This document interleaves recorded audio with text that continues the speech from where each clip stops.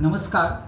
सध्या सायबर गुन्ह्यामध्ये मोठ्या प्रमाणामध्ये वाढ होत आहे आणि याच्यामध्ये एक नवीन प्रकारचा फ्रॉड ॲड झालेला आहे. त्याचं नाव आहे लोन ॲप फ्रॉड. जेव्हा तुम्हाला लोन किंवा कर्जाची गरज असते त्यावेळेला तुम्ही गुगल सर्च किंवा विविध सोशल मीडियावरती त्याबाबतीत सर्च करता आणि अचानक एखादी लिंक तुम्हाला कर्ज मिळते अशा स्वरूपाची तुमच्या समोर येते. त्या लिंकवर तुम्ही क्लिक केल्यानंतर ते लोन ॲप तुमच्या मोबाईलमध्ये डाउनलोड होतं.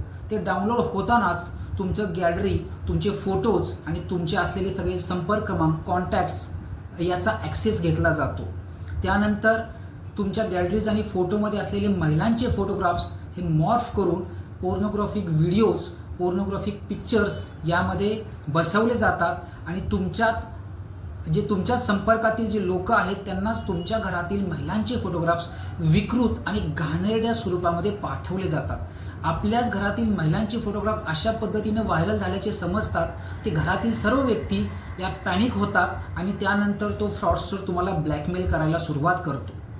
त्यामुळं जर अशी घटना कोणाच्या बाबतीत घडली तर नवी मुंबई पोलिसांशी संपर्क साधा, कारण या घटना सहन न झाल्यामुळं आता नजीकच्या काळामध्येच काही लोकांनी आत्महत्येचा प्रयत्न केलेला आहे, किंबहुना काही लोकांनी आत्महत्यासुद्धा केलेल्या आहेत.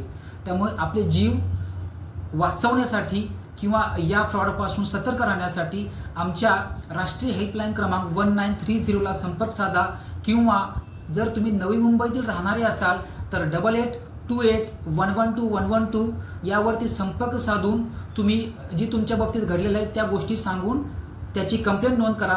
आणि तुम्हाला याबाबत अधिक शंका असेल, जर काही भीती वाटत असेल, अजून मार्गदर्शन पाहिजे असेल तर cyber police station Navi Mumbai Nerul या ठिकाणी आहे, त्या ठिकाणी भेट द्या आणि तुमच्या सर्व शंकांचं निरसन केलं जाईल.